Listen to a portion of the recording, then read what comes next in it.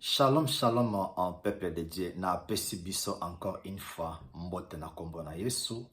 Ezali ngai frère na bino le pasteur Clems Amori. Lelo na lingi to partager thématique moko eza vraiment capital bien-aimé dans le Seigneur. Na lingi to parler sur nyoso na zoa ezakaka ngolo sur ngolo. Naebi que to parlaki la fois dernière sur thème moko pambola ki biso makasi nyoso tout et salema déjà. Alors lelo tozozwa nyoso oyo esalema déjà si na zwa yango na nzela ya ngolu ya grâce. Mais avant to banda, il faut te poser fondement. Tango zotanga Bible, okomona ba mot grâce eza répété na Bible. Soit okomona place mususu bate grâce avec S à la fin. Alors ba grâce nyoso eza ndenge mokote.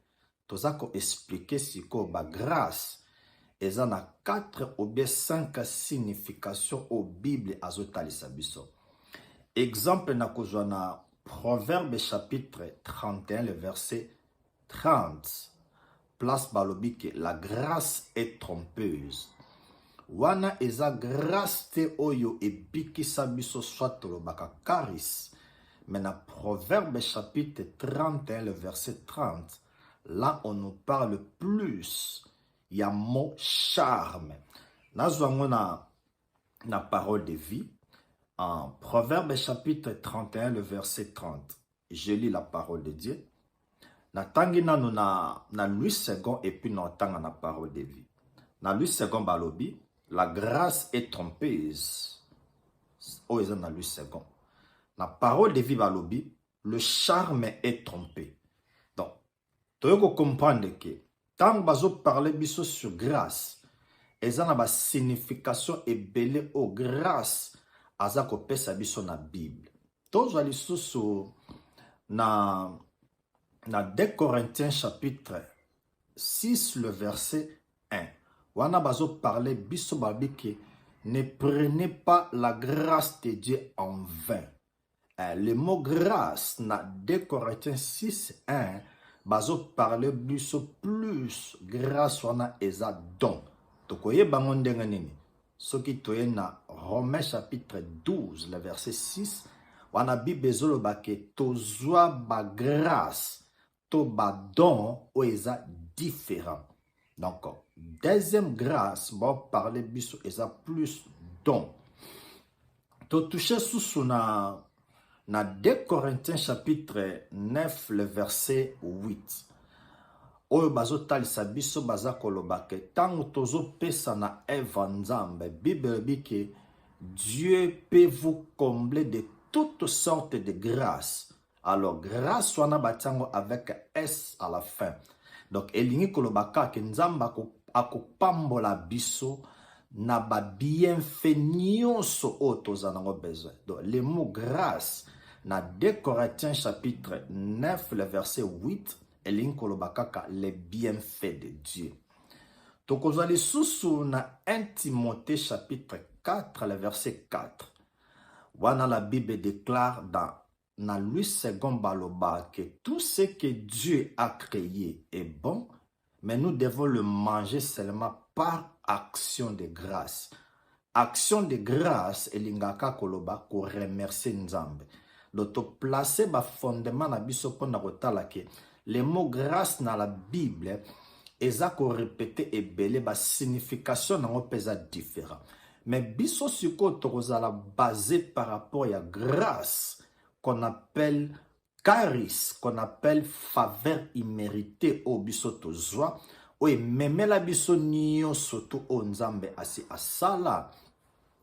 Écoutez bien aimé, tango to parlaka grâce ngolu eza 100% le travail de Dieu et puis 0% misala moto. Tango to lobeli ngolu elingolo bake eza ni na ba effort nanga ni na ba prière nanga ni komata mangengenge, ni kokende na ngomba, ni kopesa mbongo. Grâce ezolakisa kaka ki oyo nyonso tu Nzambe asala biso tozozwa yango na nzela ya ngolu, et puis manifestation nango ezosalema na kondima na biso, ce qu'on appelle la foi. Grâce et marchaka toujours ensemble na foi. Grâce et marchaka na prière te. Grâce et marchaka na ba jeûne te. Grâce et marchaka te o nazo pesa mbongo. Mais grâce équilibre nango eza toujours foi. Donc Dieu a fait la grâce, mais na biso tozwango na nzela ya foi. Na peso exemple moi pour comprendre. Ezana mwasi o azalaki na perte ya makila pendant 12 ans. Bible lobi ke amonaki ba médecin, asalaki nyonso to akokai kosala, a dépensé pe ba mbongo. Mais Bible lobi ayant attendu parler de Jésus, foi na ye ayoki ndenge bazolobela Yesu. Tango ake epa Yesu, Bible lobi abiki Yesu ayebise ke ta foi t'a sauvé. Écoutez-moi bien aimé dans le Seigneur. Grâce plus la foi égale miracle. Grâce plus ma œuvre na yo égale néant. Donc je crois aux autres comprendre. Maintenant, l'ingénieur to définir ce qu'est grâce. Qu'est-ce que la grâce? La grâce to yebi est a faveur imméritée au Nzambe apesa mutu. To yebi histoire ya Noé. La Bible déclare que Noé trouva grâce à sali arche, à sali bateau à monene.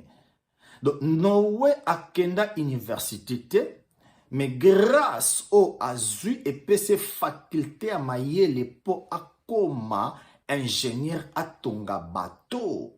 Donc grâce est la faveur au tozo et panzambe au ngana méritangote. Et puis tokolo ba que grâce ezali, c'est la bénédiction de Dieu qui accorde à l'homme. Sans toutefois que l'homme a senga et pas Nzambe, mais Nzambe a pamboli moto na bolamuna. C'est ça qu'on appelle la grâce. Et puis tokoloba, la grâce, c'est l'anticipation de tout ce que l'homme aura comme besoin. Nzambe apamboli mutwana avant même abotama, et puis mutwana tango abotami avant asala même ba action malamu ngolu et se pambola ye. Yango na lobaki ke nyonso tu esalema déjà, mais toko bénéficier ngo siko koma ngolu asala biso to bénéficier ngo nanzela kondima. Dans le livre ya Ephésiens chapitre 2, le verset 8, la Bible déclare ceci: c'est par la grâce que nous sommes sauvés et au moyen de la foi, et cela ne vient pas de nous, c'est un don. Net na lobaki, équilibre ya grâce et la foi. Alors foi wana et yaka kaka na maloba o Yesu asala pona biso na ekoloso. Na lobi ete grâce, c'est l'anticipation de tout ce que l'homme aura comme besoin. Nzamba pesi biso a pamboli biso avant même to botama. Et puis tant to botami, ezana misala oto sala neto ko bénéficier nangote. Mais ezana nzela ya kondima neto ko bénéficier nango. Na peso exemple moko. Nzambe avant asala Adam, qu'est-ce que Dieu avait fait? Nzambe asali jardin d'Éden, et puis na kata jardin d'Éden nyonso tout ezalaki kuna. C'est ça la grâce. Parce que Adam tangwa botamaki asalaki prière te po biloko e monana. Mais Adam a trouvaki déjà biloko ezalaki. Azoliango par la foi. La grâce est tamboulaka kana foi. Écoutez bien aimé. La foi ne crée rien, mais la foi azwakaka o nyonso tungulu asia sala. Je crois qu'on comprendra. Tem na biso ezali nyonso na zwa ezabo belengolo. Bien-aimé, laisse-moi te dire, kotala ndenge ozali, biloko nyonso tu oyo oza nango, kitoko oza nango, mutuka oza nango, bandako oza nango, eza non pas parce que nalalaka natiaka tolo na se, eza non pas parce que naza na connaissance, eza non pas parce que napesaka mbongo, eza non pas parce que na priaka mingi, eza non pas parce que na jenaka mingi. Mais oyo yo oza lelo, c'est la grâce de Dieu. Tozwa 1 Corinthiens chapitre 15, le verset 10. Écoutez ce que la Bible déclare. Par la grâce de Dieu, je suis ce que je suis. Waouh, ça c'est la bonne nouvelle. Ndenge naza mwasi ya makasi, naza mobali ya mayele, badon o naza nango kati nanga, na tuta tolo non pas po na kenda ba classe milayi, non pas parce que naza spécial, mais à cause ya grâce à Nzambe. Écoutez bien, mais kobosa na verset 1 Corinthiens chapitre 15, le verset 10. Par la grâce de Dieu, je suis ce que je suis. Et sa grâce envers moi n'a pas été vaine. Loin de là. Je travaille plus que tous. Non.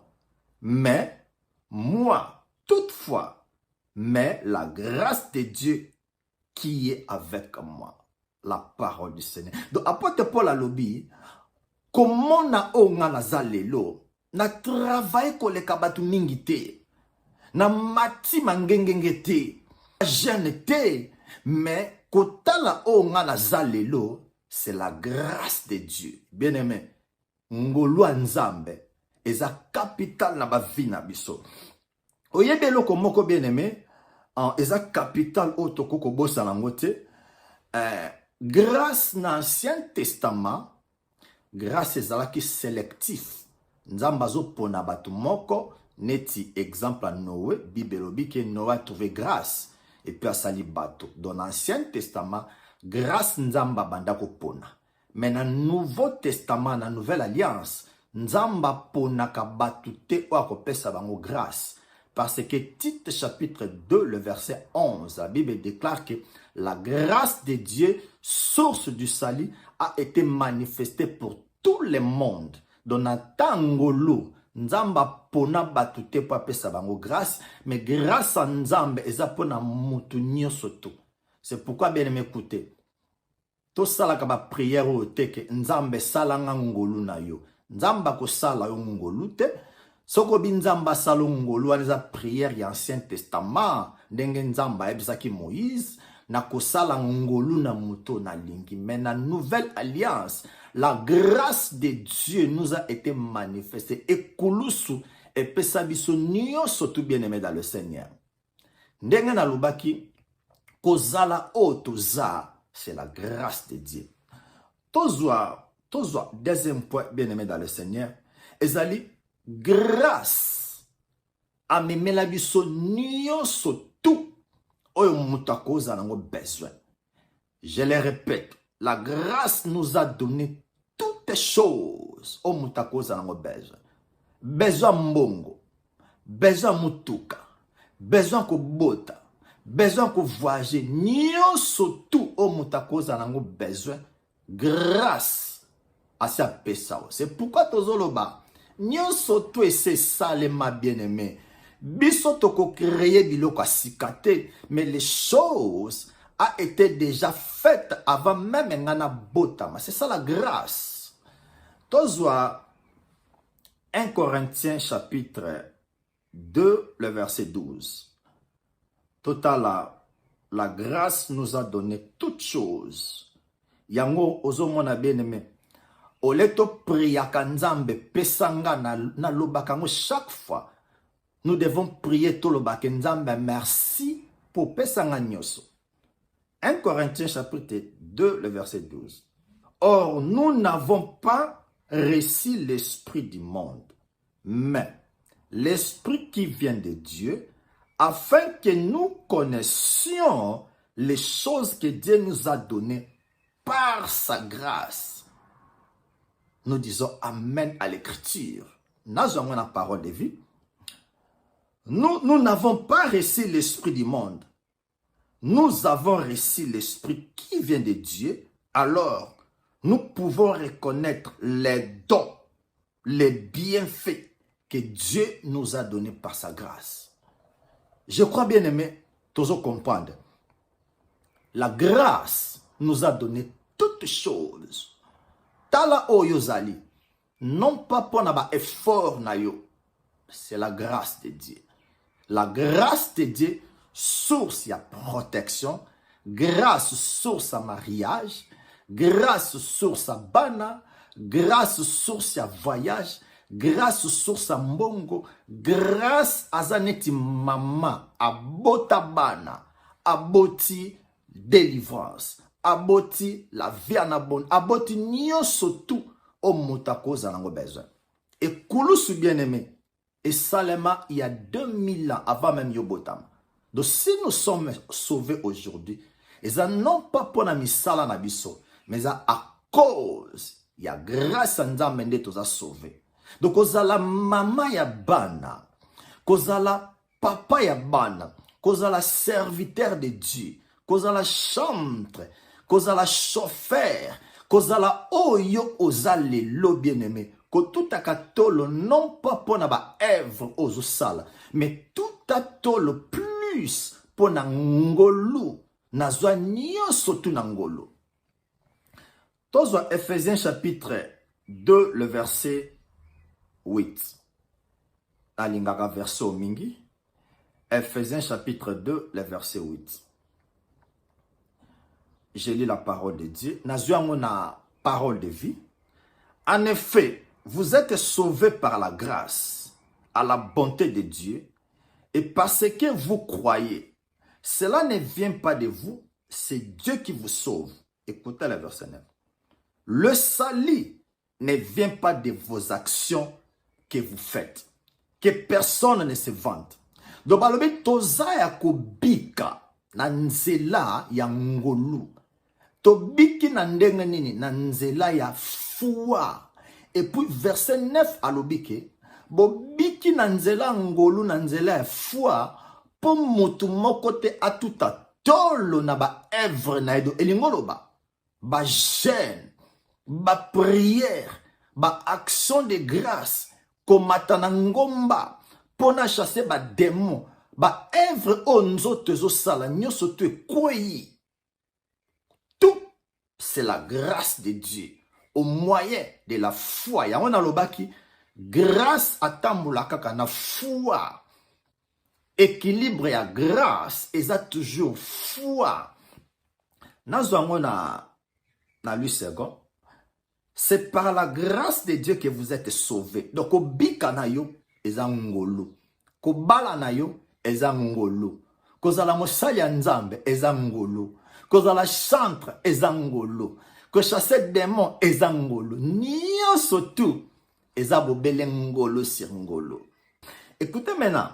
Balobi, car c'est par la grâce de Dieu que vous êtes sauvés. Par les moyens de la foi. Et cela ne vient pas de vous, d'autres exclure Misala Abisso, c'est un don. Écoutez le verset 9. Ce n'est point par les œuvres, afin que personne se glorifie. Donc, et l'oko salema na vie na o chasser ba démon. Et l'oko salami na vie no bali kwa tribien on a ba œuvre na on te bible lobi. On a mataki na ngomba. Na sali 100 jours. Na lala ki na se. Bien aimé, laisse-moi te dire clair. So qui vie nzambe zo dépendre na biso mbele motako souffrir azate. Nana posa mbongo na mati ngomba. Nana posa délivrance na mati ngomba. Mais le komoko te reconnaître que la grâce nous a donné toutes choses to bénéficier kango au moins de la foi. Et foi wana eza foi nzamba pesa biso poto bika. C'est pourquoi Bible lobi le juste vivra par la foi. Et nous ne marchons pas par la vie, mais nous marchons par la foi. Nyonso tout ongolo apesa biso eza kozala manifester na nzela ya kondima. Car la Bible déclare ceci, la foi vient de ce qu'on attend. Ce qu'on attend vient de la parole de Dieu.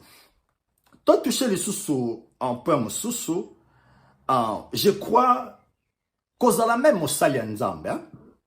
Kozala mosali en Nzambe. C'est la grâce de Dieu. Ezate po tozala ba connaissance, ezate po tozala ba grosse Bible, ezate po tozala théologie, ezate ke po na meditaka Bible mingi, mais kozala ona zalelo mosali en Nzambe, ko telema liboso na bino ko prêcher, naza très très reconnaissant. C'est la grâce de Dieu. Tozo Ephésiens chapitre 3, le verset 7. Ephésiens chapitre 3, le verset 7. Je lis la parole de Dieu. J'ai été fait ministre selon les dons de la grâce qui m'a été accordée par l'efficacité de sa puissance. Je crois que ça, l'ensemble de mon universo. Tout akatolo na ministère na bisote que église nangeza ya kotonda parce que na priya kana jenaka mingi na pesaka action de grâce soki lelo toza oyo biso toza eza a cause ya ngolo nalingi to bossa nango te bien-aimé. Nous sommes serviteurs de Dieu, c'est à cause de la grâce. Qu'est-ce que Paul avait dit? Tango nzambe atiakinga a côté na libuma mama nanga avana botama, il m'a appelé par sa grâce. Nano botamite, nano sala eloko morote. Dieu t'a déjà appelé par sa grâce. Bien-aimé, la grâce, source du salut. Toi toucher les sous pour mon sous tozana makamba koloba. Nous sommes justifiés par la grâce. Toza ba yenge beni, non pas na misala, mais na nzela kondima. La grâce nous a justifiés. Don même yo lambaka, c'est un don que Dieu t'a donné, c'est la grâce.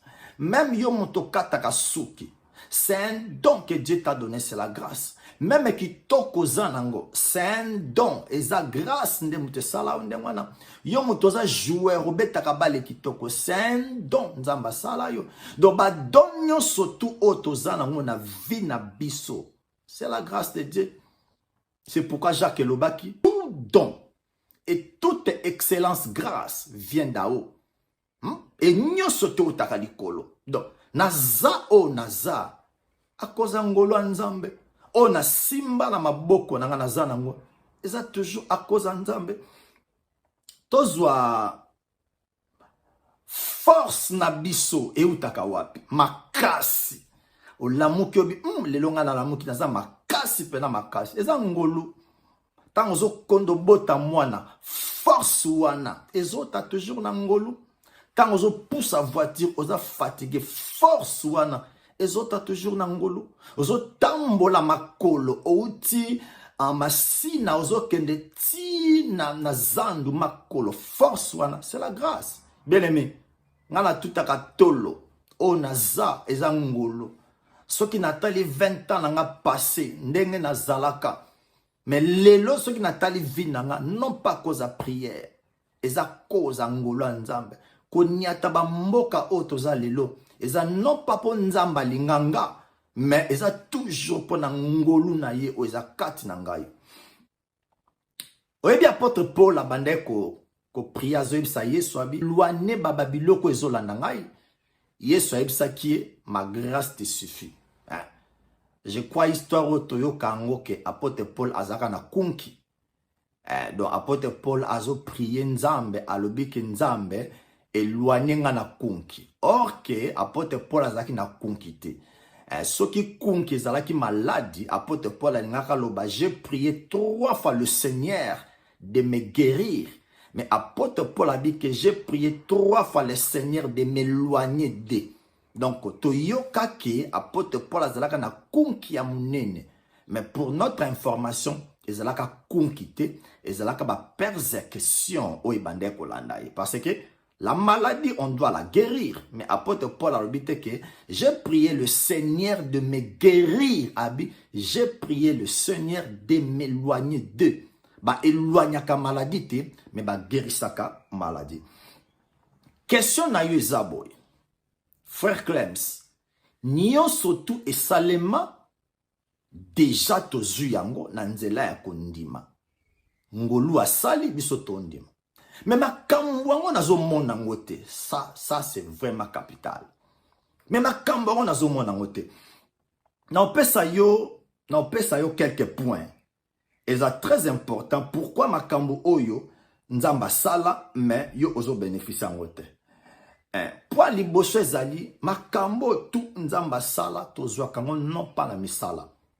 Biso église to koma ko attribuer makambo nzambe tozwango na ba effort na biso pona bota il faut na sala ba sacrifice belé.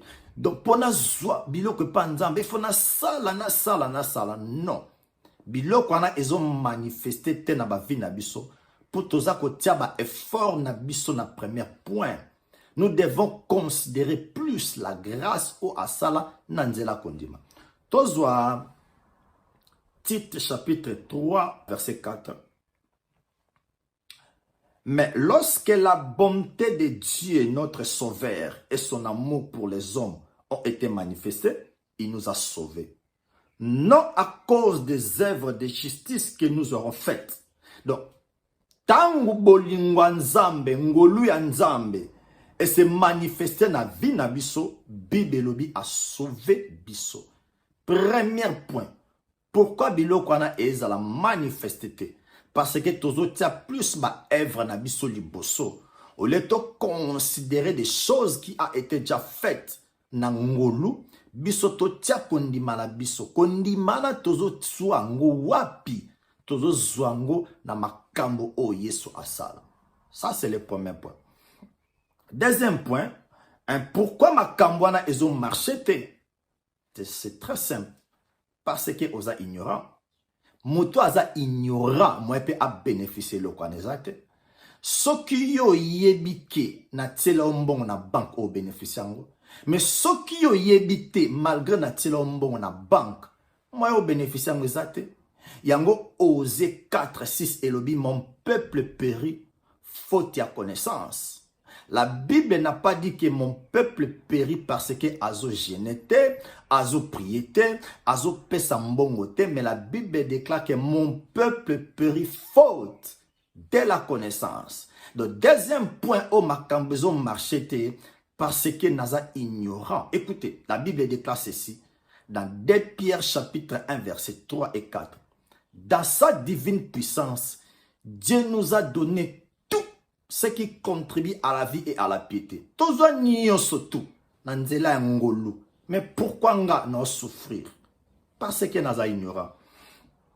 Troisième point, makambo nyonso tout avant na bénéficier ngo na yebango, il faut na luka mosala nzambe oazote anga bonne nouvelle de l'abondance de la grâce de Dieu avant makambo na se manifester. Na on peut ce exemple moko bien aimé. Oyebi soko za na verre moko za salité makasi za na eza ba biloko mwindo na kati. Soko bi o mela mai za na kati e pesa o libomo pasi. Eloko nyeko sala oke na pompe. Okamati mai ya propre. Ozo kotisa ngo na verre. Okomona siko na verre o wana ezaki na mai salité. Mai salité wana ezokende malembe. Jusqu'à ce que tango koya okomona ke mai wana salité ekei mai ya propre mbala moki eye. Na lingi na lobabo. Luka mosala nzambe oazo pesa yo maloba nzambe pur la bonne nouvelle. To pesa ka mutu loko te mais to chanja ka mutu mentalité na ye. A changer ndenge ya croire. Donc na bongo na nga na mandi na nga na changer komona makamwa nzambe. Bene mena lobango, yoza mwana nzambe, nga na mwana nzambe. Kozala mwana nzambe zo dépendre liete ozala na Afrique, États-Unis, Amérique. Mais comment yo ozo souffrir? Comment nga naza na biloko, naza nyoso tout, eza non pas parce que nga nzamba linginga, mais eza na comprenant que grâce et sala nyoso tout, nga na bénéficier na nzela foi. Écoutez une chose. Et loko nyonso tu yo yebite moi o bénéficier ngozate. Makamu nyonso tu ya mabe o yo yebi soko ndimi yango okomo confesser yango yango zo sala vie na yo. Donc na pesi yo ba point oyo ekoki kosala ke makambo ya nzambe ese manifeste na vie na yo. Luka mosali ya nzambe oyo ateyaka bonne nouvelle mixture te ozwi Moïse ozwi Yesu. Parce que bato bateyaka loi babengaka ngo ezali ministère ya condamnation. Bato bateya grâce bazoteya vie, bazoteya vie. Okomona langage na yo eko changer automatiquement et puis makambo nzambe ekozala manifester na vie na yo. Paul alobaki nini? Lorsque j'étais encore enfant, je parlais comme un enfant. Mais tant on a koli na disparaître oya bomwana. Nazo soki sana boy. Nzamba pesa biso mapamboli nyonso tu eza na molimo na biso. Parce que problème eza boy. Na esprit na oza na santé divine. Na esprit na obelaka te. Sikoyo biloko nzamba pesa yo na molimo na yo. Il faut eleka na âme na yo po etoucher corps no po guérison koma manifester. Yo muto botaka te. Na molimo no nzamba pesa bana. Mais tali circonstance abi ngana na bana te ngana obela. Problème ezana e comme siko guerre. Il faut siko mosala nzambe aya abanda ko ebiso makambo nzamba pesa yo. Mbala moko âme na yo a accepter makambo ezana esprit na yo. Soki kaka âme na yo a accepter makambo ezana esprit na yo, mbala moko guérison, soit bana, soit mbongo, soit voyage, o ezana esprit na yo, eleki na âme na yo, mbala moko corps a bénéficié babiloko nyoso tu, onzambe asala déjà kala biso to bénéficier ngo koma na nzela ya kondima po biloko wana eza grâce. Grâce eza ofele. Alors eloko ya ofele ezalaka na critère moko te. Tozwa kaka na nzela ya kondima. Je crois tokomi na suka nzamba pambola biso nalingaki to parler sur nyonso tu na zwa na vinanga ou bien oyo nga na za eza bobele ngolo. Nyonso tu esalema deja tozwi yango na nzela ya ngolu eza kozala manifester na nzela ya foi. Nzamba pambola bino tokomi na suka. Soko za na question, suggestion, ba numéro ezali wana. Merci pona bato bazo benga. Tozana pona ko répondre na ba question nyoso tu. Nzamba pambola bino. À la prochaine. Merci. Bye bye.